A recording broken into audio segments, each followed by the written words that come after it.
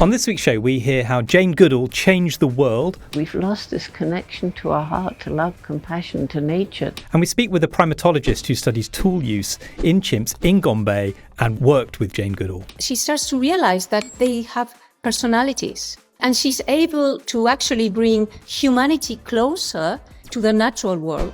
We're also welcoming physicist Mack to the pod, and we're going to be discussing the small matter of the end of the universe. Spoiler, it's not happening tomorrow. We also hear about a new theory as to why older men are more likely to pass on disease-causing mutations to their children. What does it mean for older men who might be considering starting family? I'm excluding myself from this. Asking for a friend. This episode is sponsored by Yakult, the gut experts for over 90 years. I'm Dr. Penny Sarche. And I'm Dr. Rowan Hooper. Welcome to the world, the universe, and us.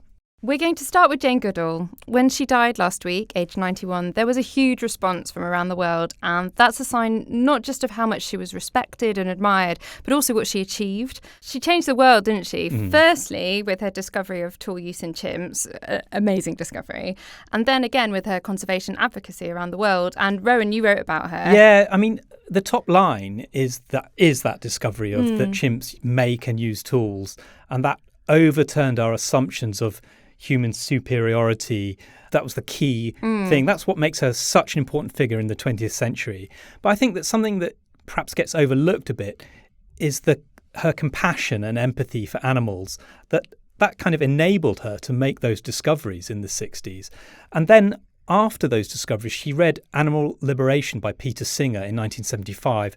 After that, she immediately became vegetarian, and then she was became vegan in 2015. And I think that's an important part of what drove her and her advocacy. So let's talk about her legacy then. And to do that, we're excited to welcome Alejandra Pascual-Garrido to the pod. Alejandra is a primatologist at the University of Oxford and the University of the Algarve in Portugal. And she works at Gombe National Park in Tanzania, which of course is where Jane Goodall made some of those amazing findings. Alejandra, welcome to the pod. And can you tell us about your work in Gombe and with Jane? Yes, thank you for having me. So, yes, I've been lucky enough to work in Gombe for now more than 10 years. And I've been working actually on termite fishing in chimpanzees, which is what actually made this greatest discovery. This was the greatest discovery, like you just said, Jane Goodall, when she sees one of her favorite chimpanzees actually making and using tools to fish for termites. So it's many of us who have actually built on her legacy. And actually, there's a few of us that study termite fishing, not only in Gombe, but in other parts of Africa. Termite fishing is actually done or practiced by many different communities of chimpanzees. So that's basically my research at Gombe. There's many different aspects that we all study on termite fishing. And actually, I was lucky enough to be with Jane in the field with her a few times. Wow. Yeah, tell us about that. What was it like learning from her? Yeah, it's actually very special. As you know, she was an endless, she had a mission and she would work endlessly. And she actually would visit Gombe twice a year. And she was always willing to meet people, hear stories, exchange stories. And with us researchers, she was very welcoming. And she has a house in Gombe that has been there for decades. And actually, it's very interesting because this house, it's like you go back on time. It hasn't changed for all these years. So when you go into the house, it's like there's lots of bones of animals and books, and it's the history of Gombe in this house. So as researchers of Gombe, we have the opportunity many times to have meals with her and share stories. I mean, I was really impressed by her because she still had the fascination and curiosity and passion for Gombe, for the animals, for the chimpanzees. Like one day when she goes to Gombe, she has her schedule. She has to do things. She gives talks, inspirational talks. She wants to listen from all of us. What's going on? What are the chimpanzees doing? Tell me a story. And actually, that day, one of her favorite chimpanzees, which is called Gremlin, she's now, I think, 54. So Jane has known her since she was an infant babe, really. And when Jane was in her house, Gremlin just passed by with her family. And Jane actually didn't care, like she had probably a very big schedule of things. She threw everything and she just went out with Gremlin into the forest, and that was it. And then after like a long time, like I think it was like an hour or two, she came back with a huge smile and she said, that was magical. Because for her, like the chimpanzee, the Gombe is a national park, is 35 square kilometers. But of course, the chimpanzees are not really very often close to the areas where we live. They heard that Jane was there. Honestly, it was magical, and especially these chimpanzee in particular, with her kids. And off they went. And that gave me the opportunity of seeing Jane walking in the forest. Even, I'm talking, she was already in her late 80s. And for me, it was a lesson because she quickly became like, she let the chimpanzees guided her, and she had quite a distance, and she walked so calmly. And then it reminded me myself, like, I don't think I am, like, I have done it for many years, but she was it was so easy, so calm, just letting them guide her. That showed me, like, after 80 years, she still can go back and be the same Jane she was when she was in her early 20s. And she was crossing logs, and it was quite like, sometimes there are big logs and she would cross them easily. And I remember then I said, oh, that was a big log you had to cross. And she looked at me and she said, there was nothing. So that shows her character. And she wouldn't, like, sometimes we would have meals and you would want to bring her the meal or help her. No, she wanted to do the things herself. And you could see all these signs of her characteristics, of her personality that you've read in all her books. It was there, even in her late 80s. And fascination. She would comment, oh, the trees, the flowers, the butterflies, the birds, everything. And I think that shows her mind, her character, that's part of what she's Jane, right? Yeah, well, you're really bringing that to life for us. And she must have, I mean, she's inspiring you then in her late 80s, but she must have inspired you when you were very young, even before you became a primatologist, right? I mean, yes. And that's what she did, didn't she? And another thing that you've got in common with her is that you're supported by the Leakey Foundation. And Exactly. she was, of course, selected by Richard Leakey in the beginning to go to Gombe. And he thought, well, no one's ever studied wild chimps before. And he thought she would be great for it. He was, had this insight and flash of genius. He hired her to do it. Yeah, so that we could learn more about our own evolution too, right? That was his idea. Yeah. So actually, it was Louis Leakey. Anyways, it's part of the family. Yeah. But so absolutely. So the Leakey Foundation actually supported Jane, like, I think 17 grants. And then the Leakey Foundation continued to support lots of us that follow Jane's path.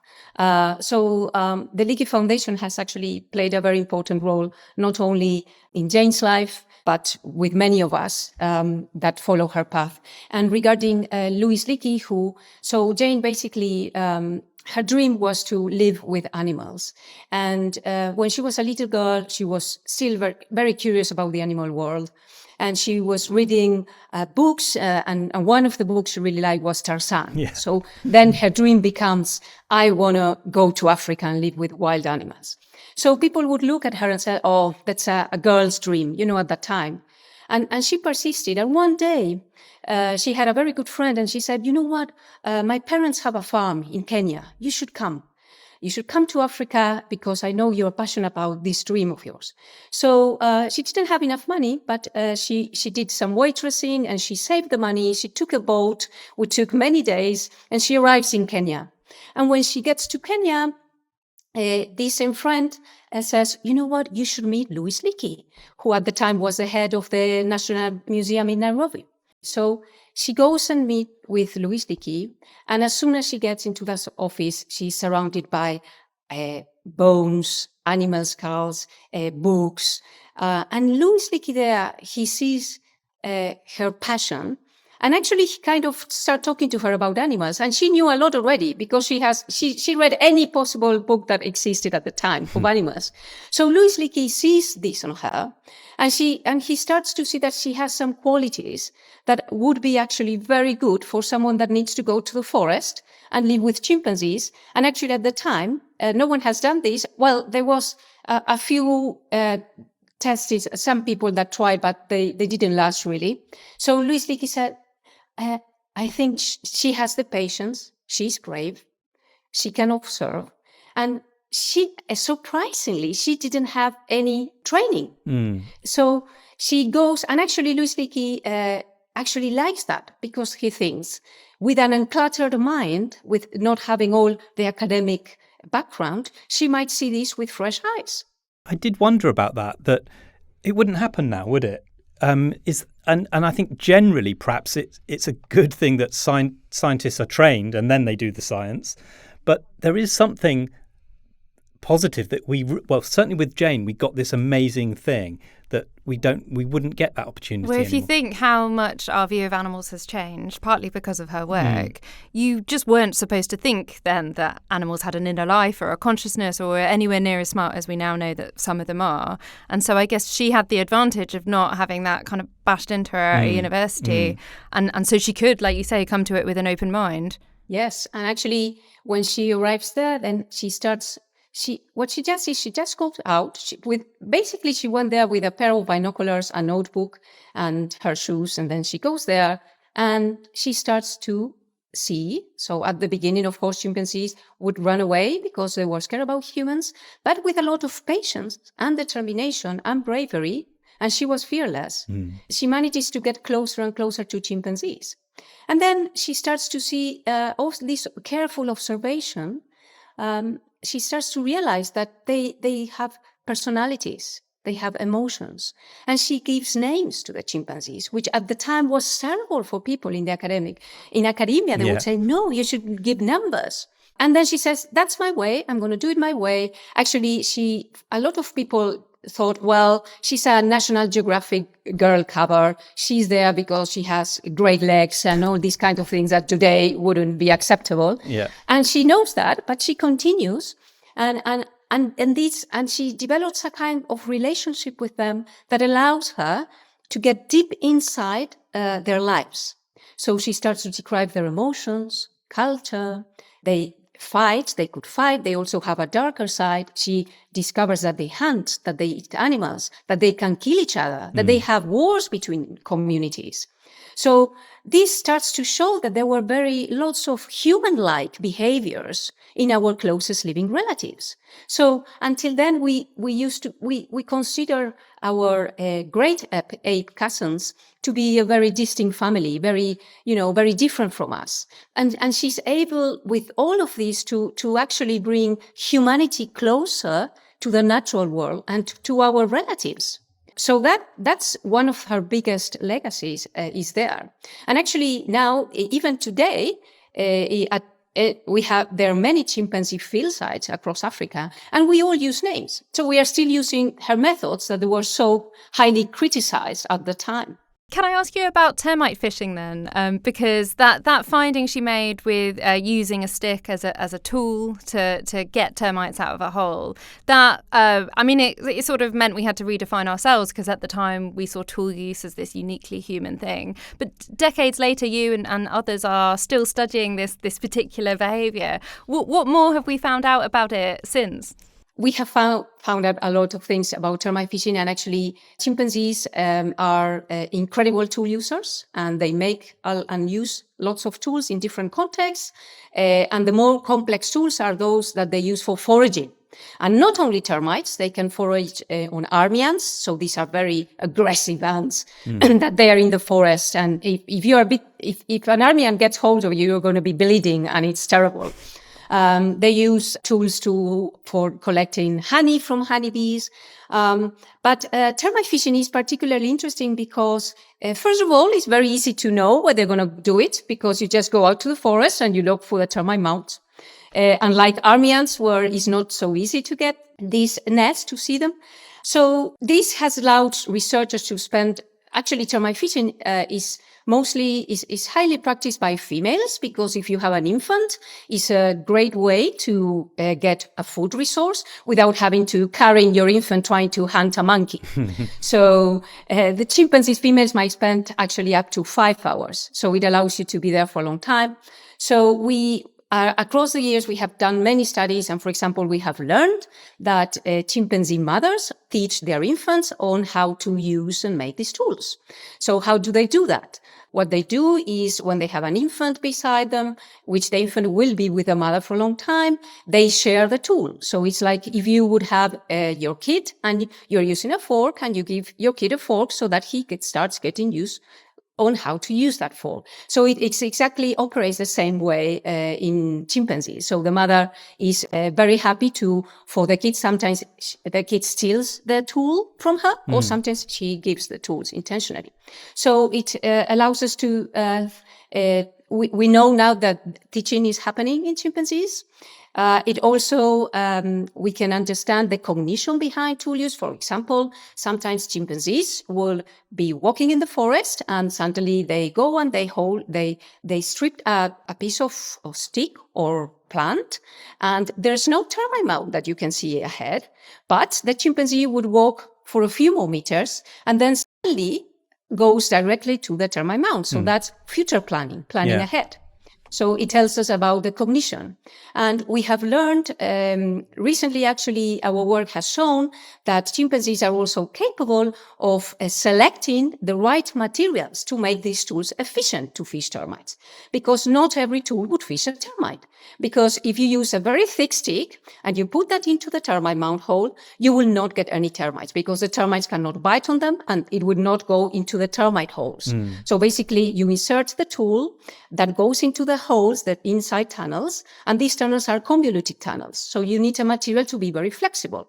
So we did a study at Gombe, and we showed that the materials they're choosing, there are hundreds of plants. You can imagine how many plants is around a termite mound. They're using only a very few number of plants, and these plants provide very flexible materials compared to those that they are not using.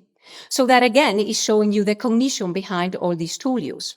And what is very interesting, like Louise Leakey wanted to know, is when we study chimpanzees, we can be opening a window into our own evolutionary past. So we know very little about how our earlier ancestors were using plant tools, because they don't preserve in their archaeological record. But because we know that chimpanzees have an extraordinary technology around plants, we can assume that at least our last common ancestor with chimpanzees between 5 and 7 million years ago was already doing the same.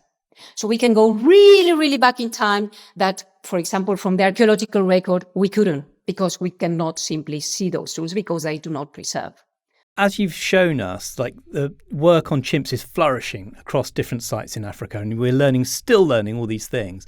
So in that sense, we are, Jane's legacy is totally preserved there and is carrying on. But what about in the world of advocacy and conservation work? And, she was an absolute force of nature, speaking like 300 times a year. There were offices of the Jane Goodall Foundation around the world, and Roots and Shoots, the one for kids. How are they going to replace her?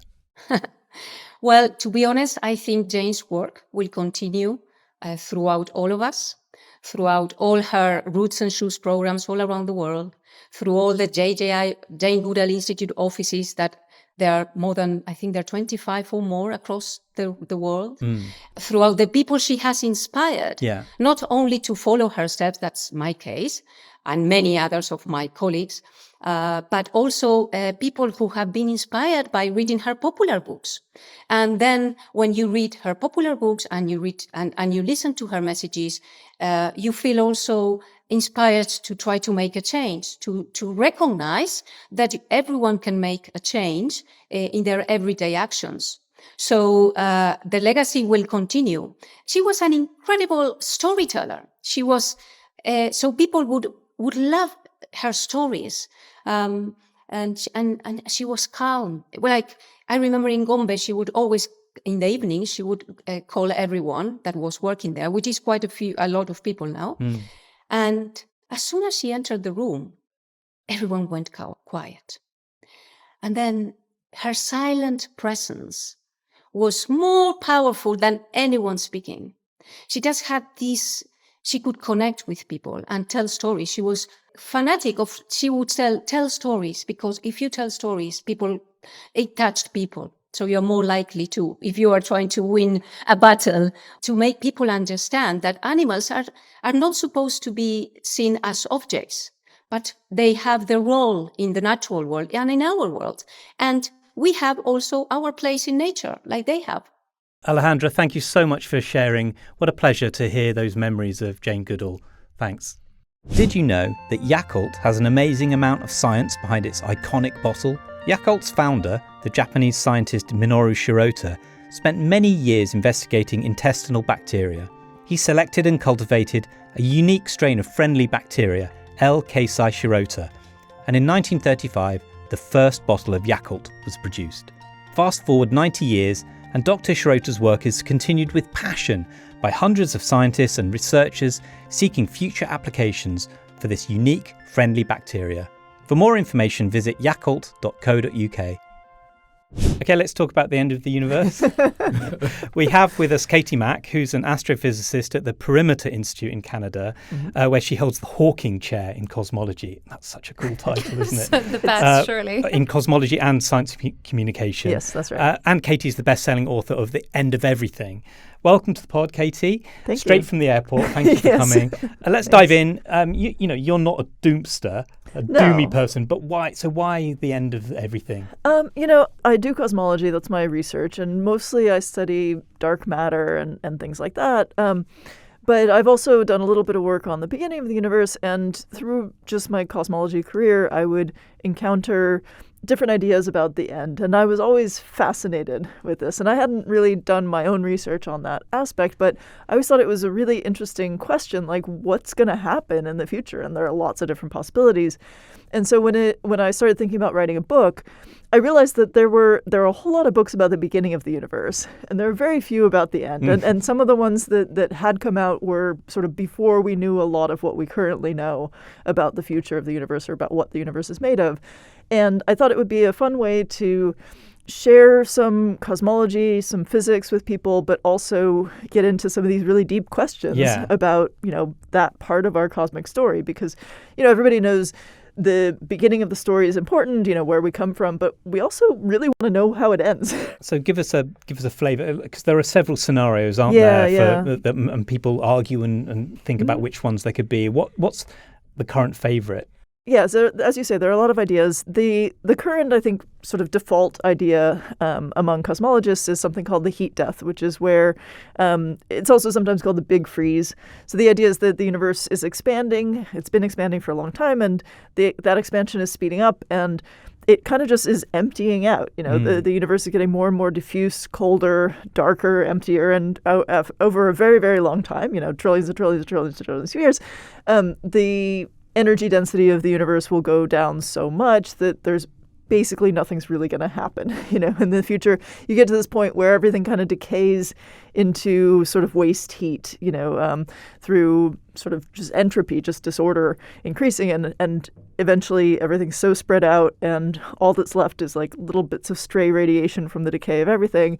And you end up with this state where there's basically nothing is happening anymore in the universe. And that's called the heat death. And it's an ending in the sense that like everything is done. That doesn't destroy space or whatever. It just, everything kind of decays. Inevitable as running down. Yeah. So we talk about the second law of thermodynamics in physics. This is this idea that in the future, disorder increases, entropy increases. And so at some point you get to a point where everything is decayed so much that entropy can't increase anymore. And that's why it's called the heat death. This sort of heat is this disordered energy where you get to this point where there's basically no future anymore because you've defined the future as the direction of time where entropy keeps increasing. It can't increase anymore, your maximum entropy, and kind of time stops having the same kind of meaning that we usually assign to it. So that's the usual picture. A lot of people think that's a very sad story, but it does give us a very, very long time before we get there, which is nice. Some of the other ideas could be, not immediate necessarily, but sooner. Sooner on a galactic scale than on a cosmic scale. Exactly, yeah. Are they slightly more flashy and glorious endings? Yes. Yeah. So, an idea that was very popular in sort of the 1960s, when astronomers knew a little bit less about how the universe was evolving, was the idea of a big crunch. So this idea that, the universe is expanding now. Maybe at some point it'll stop expanding and everything will collapse again into, a singularity and just destroy everything through, in this giant fiery, collapse. That is not the favorite idea now. Because we know the universe is expanding and it's speeding up in its expansion. So you'd think that if it were going to recollapse, it would have to slow down, stop, and everything would have to come back. But, it all kind of hinges on this question of what dark energy is. Dark energy is some kind of mysterious, invisible stuff that's making the universe expand faster. It's what's causing that acceleration. We call it dark energy because we do not know what it is, and we also can't see it. But depending on how that acts, we could have a situation where it could just be a sort of property of the universe called a cosmological constant, and that would just give us this heat death in the future. The expansion would keep accelerating, but at some point, there's not really very much happening. But it could be something that changes over time, something called dynamical dark energy. And in that case, it could increase the rate of acceleration. It could stop the expansion and turn it around, right? Like, we don't really know. And it's been really interesting. Since the book came out, there's been some interesting results in cosmology, galaxy surveys that kind of hint at the possibility that maybe dark energy is dynamical. And then, maybe it could change over time. Maybe it could get less powerful. Maybe it could get more powerful. We don't really know. And then that puts a few of these other ideas kind of back on the table in a sense, because, if it's not just a cosmological constant, then we really don't know what dark energy is going to do. We don't know how the expansion is going to evolve in the future. And so you could end up with something that evolves toward a big crunch. There's also a less favorable idea that in terms of sort of how the theory works out, but there's this idea of a big rip where the acceleration of the expansion gets so powerful that it kind of tears the universe apart. Wow. in some way. The theorists don't like that idea because it kind of breaks some energy principles we think should hold. But if we don't know how dark energy is going to evolve, we have to kind of examine all those possibilities. Would a big crunch be followed by another big bang? Is that the big bounce? Is that the same thing? Yeah, so not necessarily. A lot of people like the idea of a big crunch because that's kind of the idea, like, that people think, okay, if it all compresses again, then you'll get a new big bang. And there are models that people have put together where there is some kind of collapse and re-expansion. And I do also cover that in the book, talking about bouncing cosmologies. But it's not obvious that that'll happen. If you look at the equations say you can have, a collapse to a singularity. They don't say that singularity is going to then burst open again, right? So it's not necessarily something you would expect if there is a big crunch coming. But even if it were, like, yeah, there would be another universe, but it wouldn't be our universe, And so, like, there's an idea of, like, oh, something continues after us. That's nice. But we don't know if that would happen or not. I heard someone recently asking about the state of science and how science was doing.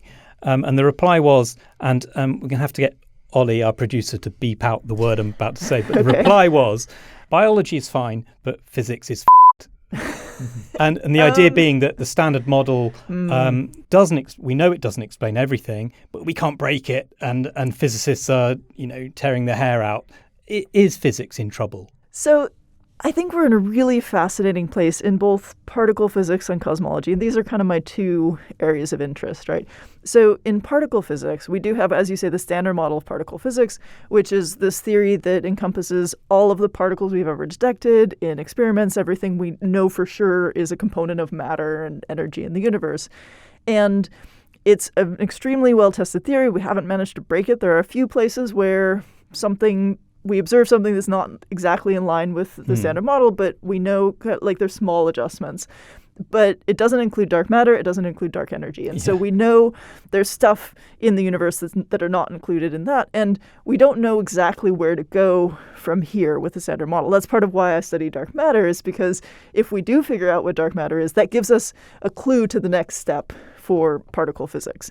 we have kind of a similar situation with cosmology, right? Like we have what's called the concordance model of cosmology, also sometimes called lambda CDM, where the lambda is the Greek character that we use for the cosmological constant, this idea about dark energy. And it's kind of just a descriptive model of the universe, a certain amount of dark matter, dark energy. There's an inflationary period in the beginning of the universe, this very rapid expansion that sets up the conditions for the universe. All this stuff, general relativity, Einstein's theory of gravity is included in that. And the concordance model works really well with all the data so far. There are a couple places where there are little hints where maybe something's wrong, like this new data from galaxy surveys, from specifically from the Dark Energy Spectroscopic Instrument Survey.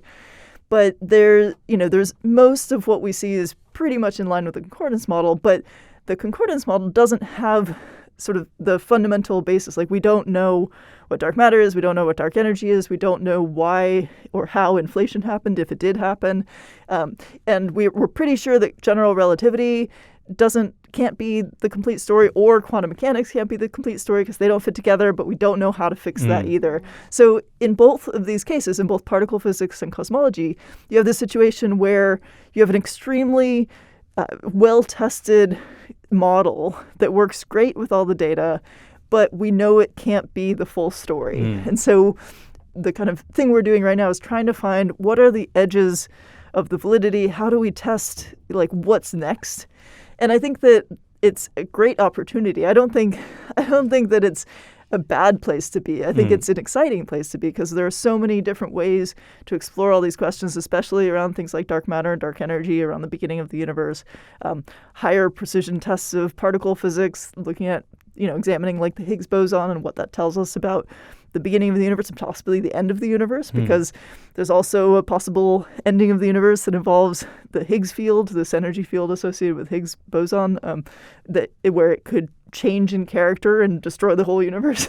So, we don't know if that can happen or not. We're trying to, examine that possibility. So there is something that needs to be changed, and we just don't know what that is yet. So it was a bit harsh to use that expletive. But again, I think so. I'll take that back. Yeah. We had the Nobel Prize for Physics this week given to work on superconducting quantum chips. Yeah. And that work, it helped inform the creation of today's quantum computers. But our news editor, Jacob Aaron, pointed out to me, the committee didn't really mention quantum computing. That's not being the sort of reason that this prize has sort of been touted. Is that weird? Why do you think the Nobel Committee did that, if you have any insight there? Yeah, no, I think it's interesting. I've also seen some press releases that don't really talk about the technology. They mostly talk about the physics that was demonstrated. And looking at the Nobel Prize announcements over the years, there are kind of different approaches that they sometimes take, where sometimes they'll say, this is important because it led to this technology, and sometimes they'll just say, this is a cool physics thing that we figured out, And it seems like this time they took the latter course. But I don't know how they weigh those things. The whole thing is a little bit opaque, how they choose what they decide is the most exciting discovery or whatever. But it is kind of an interesting thing, because one of the things that you notice as a theory person watching the Nobel Prize is that, generally speaking, people don't get prizes for things until there's a demonstration of, the usefulness or the importance of that thing. So just figuring something out isn't enough. There has to be and then this tells us this, or this gives us this. And so this might be one of those situations where it was a fantastic experiment. It was an amazing discovery. And it's because we're now able to use it in all these different ways that it was considered to be notable enough to get the prize. That's a possibility. We talked about the death of the universe, the end of everything, Yes. but let's end on something a bit more positive. Your next book, Yes. tentatively titled How to Build the Universe. Can you give us a sneak preview? Yeah, so I just sent in my first draft. It's still very new. There's a lot of editing to go, and it should come out in about a year. But the idea of that is to talk about kind of how the stuff of the universe is built up of fundamental particles, what the standard model is, what it tells us, how it was developed, and then how we're trying to move beyond that, how we're trying to understand what comes next. And so the term how to build a universe is partially talking about the buildup of the stuff of the universe, the things that we're made of, how particle physics and cosmology connect, because there are a lot of really exciting connections there, but also how physicists build ideas about the universe, build sort of mathematical universes and compare them to the physical universe that we have data about.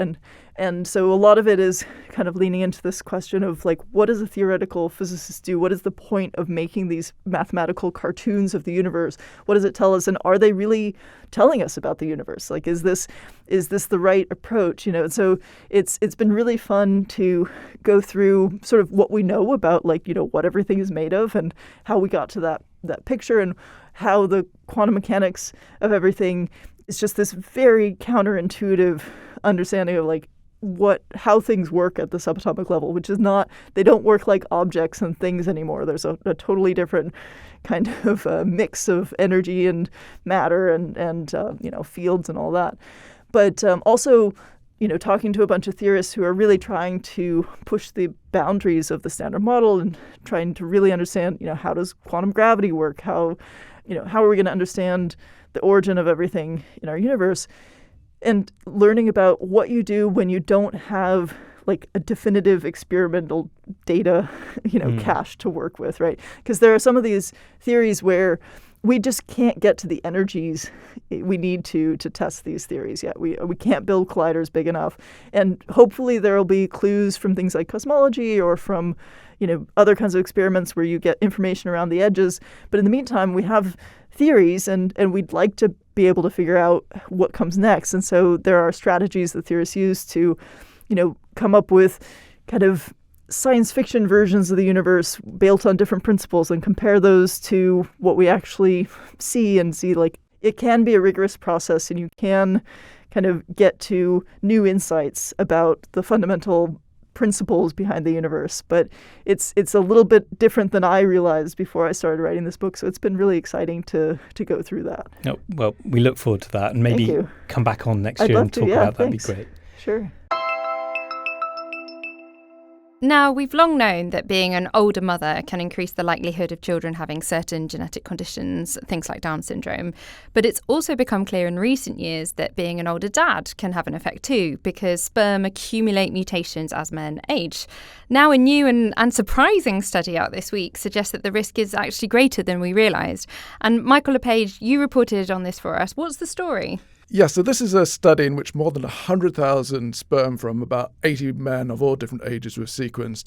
And this was done by a team at the Sanger Center. And what they were looking for were new mutations that were in these sperm that were not in the sort of the bodies of the parents.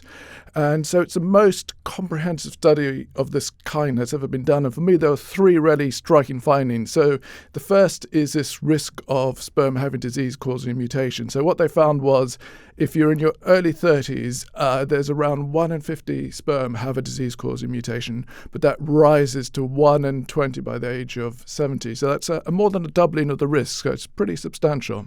1 in 20 is a lot, isn't it? Yes. And that's obviously bad. What does it mean for older men who might be considering starting family? I'm just excluding myself from this.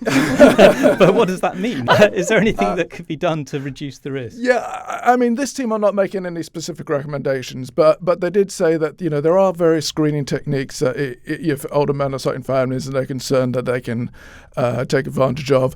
And then, of course, there's also the possibility of freezing sperm. Now, traditionally, conventionally, it's all been about women and freezing eggs to preserve fertility. But, of course, men can also freeze sperm as well, and that will not only preserve their sort of chances of having a child as they get older from fertility terms, but we also see from this that it might be beneficial in terms of ensuring the health of those children. So that's something that, men can think about, not just women. Interesting.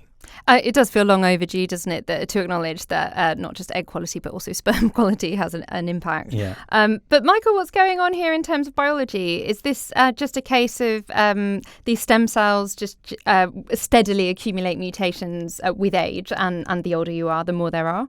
That is happening, but there's also something much more interesting going on. So if what you have in the testes, you have stem cells, and when they divide, one of these cells stays a stem cell and the other goes on to form sperm. And so if that process just continues, the number of stem cells stays the same. But what can happen is you get a mutation that makes the stem cells produce more of themselves, more stem cells and not just sperm. And then the number of those specific stem cells increases, which means the number of sperm carrying those mutations increases. And so you get this rising number of sperm carrying these mutations. It increases exponentially rather than gradually, as with random mutations. So that's why the risk of a child inheriting one of those mutations rises so fast with a man's age. Exactly. Now, these mutations are sometimes called selfish mutations because basically they boosting these stem cells at the cost of the organism and the children.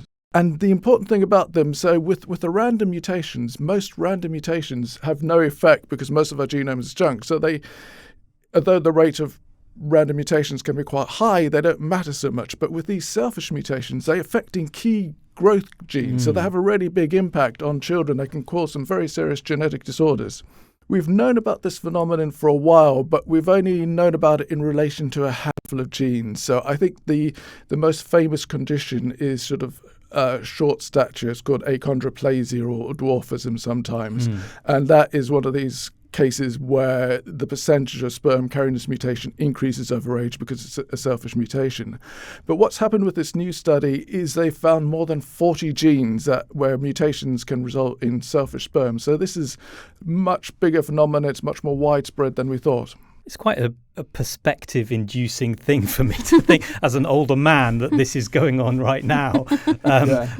Let's not think about that too closely. Let's move on. Moving on.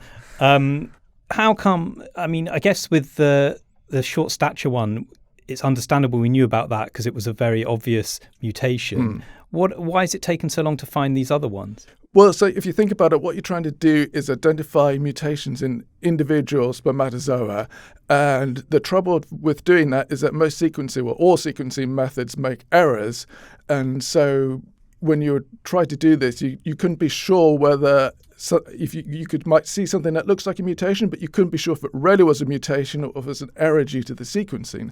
So what this team did is they used this new method where they sequence both you got the two strands of the double helix, then they sequence both of them and then compare them. So precise. And so if they find a mutation at the same spot in both of them, they can be pretty sure that's real and not an error. And so that's the new technique that enabled the study. So clever, isn't it? And I love that it's at the Sanger Centre because that's named for Frederick Sanger, who invented sequencing. And won 2 Nobels. We're talking about Nobels. Yes, exactly. You said there were 3 striking findings, though. What was the last one? Yeah, so if you remember, I mentioned at the beginning that they sequenced blood cells as well as the sperm cells.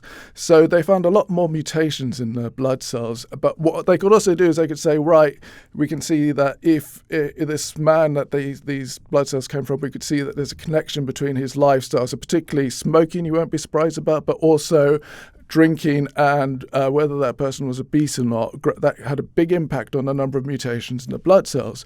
But when they looked at the sperm cells, there were fewer mutations and there was no connection with these lifestyle factors. So which is really surprising, but it seems like the testes are somehow protected from these sort of lifestyle factors that can affect the rest of our bodies. I could have sworn in the past there have been small findings that smoking is linked to kind of transgenerational effects through the sperm somehow, but this suggests not. This suggests not, and so, that's really good news. It means the sins of the fathers are not always visited upon their children. We'll take that. That's all for this week. You've been listening to The World, the Universe and Us. Thanks to all our guests, Alejandra Pascual-Garrido, Katie Mack, Michael LePage, and thanks to you for listening. We'll see you next week. Bye. Bye. Bye. Bye. This episode was sponsored by Yakult, the gut experts for over 90 years. For more information, visit yakult.co.uk.